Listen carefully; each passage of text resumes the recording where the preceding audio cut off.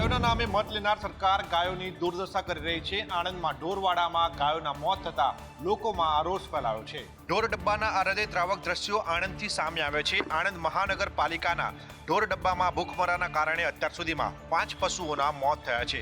મહાનગરપાલિકા પશુઓને પકડીને ઢોર ડબ્બામાં તો પૂરે છે, પરંતુ તેમને કોઈ પણ પ્રકારની વ્યવસ્થા આપતી નથી અને આ જ કારણથી 5 પશુઓના મોત નીપજ્યા છે। છેલ્લા 25 દિવસમાં 123 પશુઓને ઢોર ડબ્બામાં પૂરવામાં આવ્યા છે, પરંતુ તે ગાયો પૂરતા ઘાસ વગર તડપીને મરી રહી છે। દિવસમાં માત્ર એક જ વખત આ પશુઓને ઘાસચારો આપવામાં આવે છે।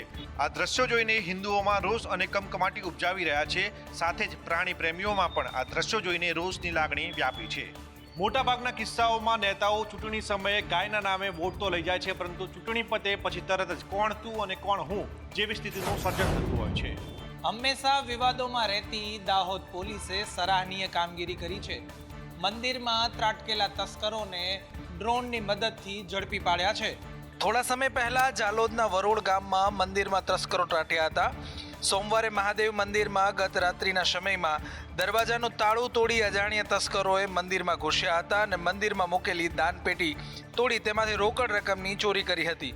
આ સિવાય ચોરોએ ભગવાનના આભૂષણોથી મળી લગભગ 61,000થી વધારેની ચોરી કરી હતી। દાહોદ પોલીસ આખરે 2 ચોરોને ઝડપી નાખ્યા છે। પોલીસે ટેકનોલોજીના આધારે આરોપીઓને ઝડપી પાડ્યા હતા। મહત્વનું છે કે દાહોદ પોલીસે 24 જ કલાકની અંદર ડ્રોનની મદદથી 80 લાખના ગાંજાના છોડ પણ પકડ્યા છે।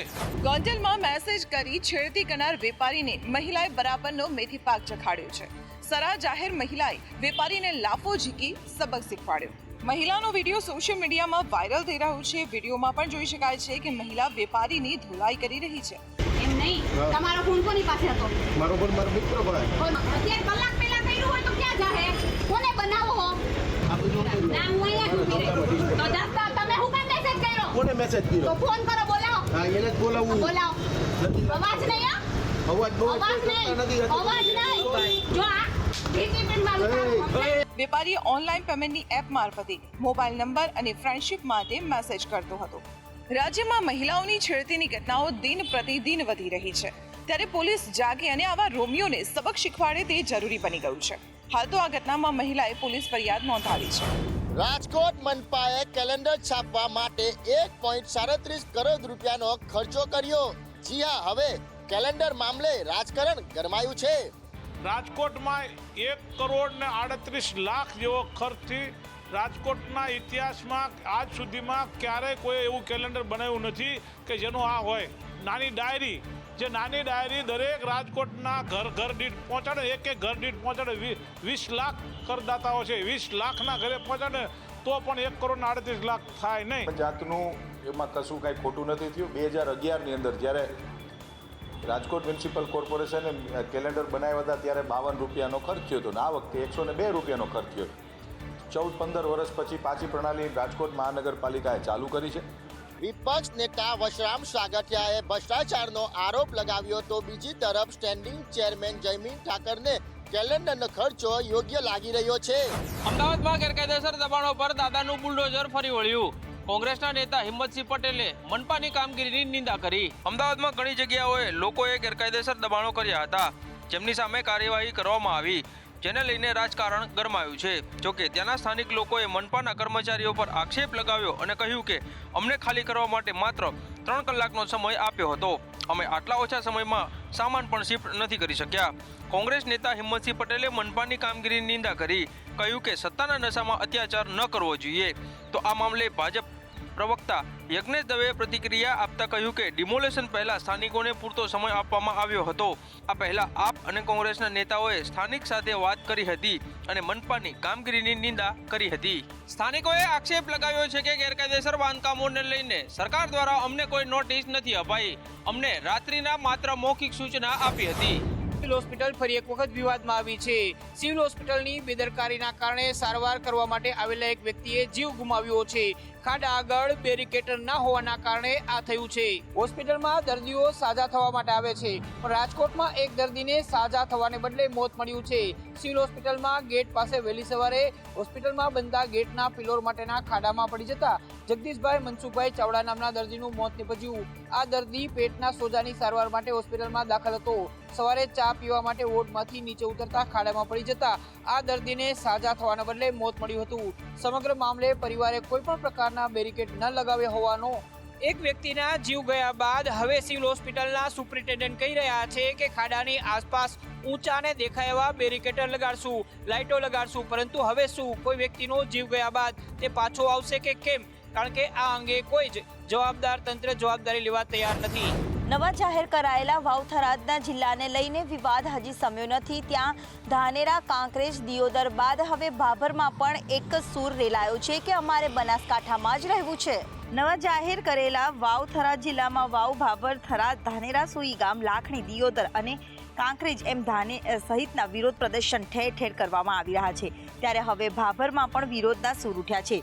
ભાભરને ઓગળ અથવા બનાસકાંઠામાં રાખવાની માંગ સાથે વિરોધ પ્રદર્શન કરવામાં આવી રહ્યું છે. આવતીકાલે ભાભરમાં બંધના એલાન સાથે મહારેલી યોજાશે. દિયોદર તાલુકાના રહેવાસીઓ વાવ-થરાદને બદલે ઓગળ જિલ્લાની માંગ કરી રહ્યા છે, તો ધાનેરા અને કાંકરેજ તાલુકાના લોકો બનાસકાંઠામાં જ રહેવા માંગે છે.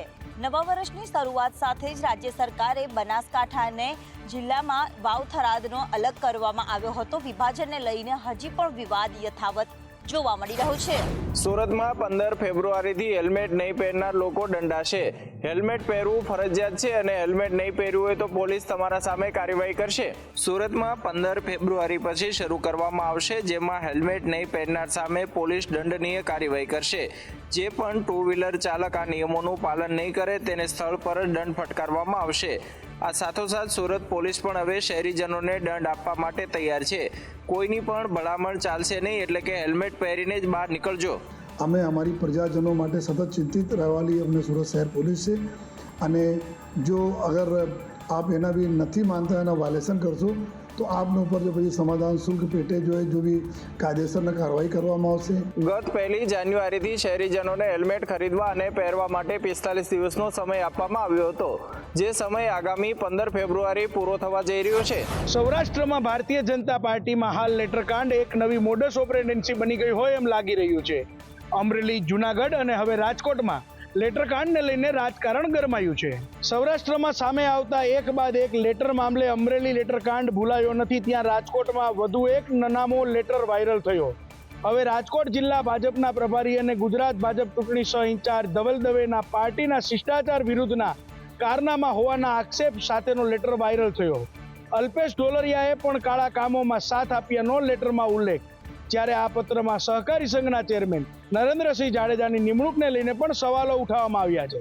ત્યારે નરેન્દ્રસિંહ જાડેજાએ સ્પષ્ટતા કરતા કહ્યું, લેટર ખોટો અને જુઠ્ઠાણા ભરેલો છે અને વિરોધીઓ અને વિઘ્ન સંતોષીઓનું કામ છે. પત્રમાં સહકારી સંઘના ચેરમેન નરેન્દ્રસિંહ જાડેજાની નિમણૂકને લઈને આક્ષેપ કરવામાં આવ્યો છે.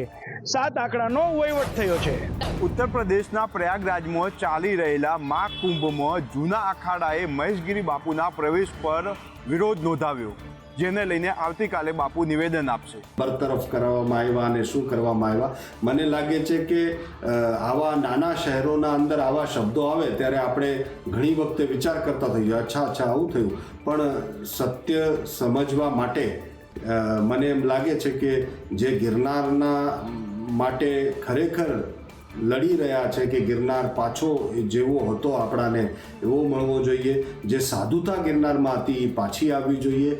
અને એના બધાય સ્પષ્ટીકરણના માટે કાલે હું બપોરે પ્રેસ કરીશ, અને મને લાગે છે કે કાલે બપોરે પ્રેસ કરીશ એમાં બધું જ સત્ય આપને ખબર પડશે. આ સિવાય તેમણે આ ઘટનાને દુઃખદ ગણાવી અને કહ્યું કે ગિરનારની ગાદીનો ક્યારે વિવાદ શમશે.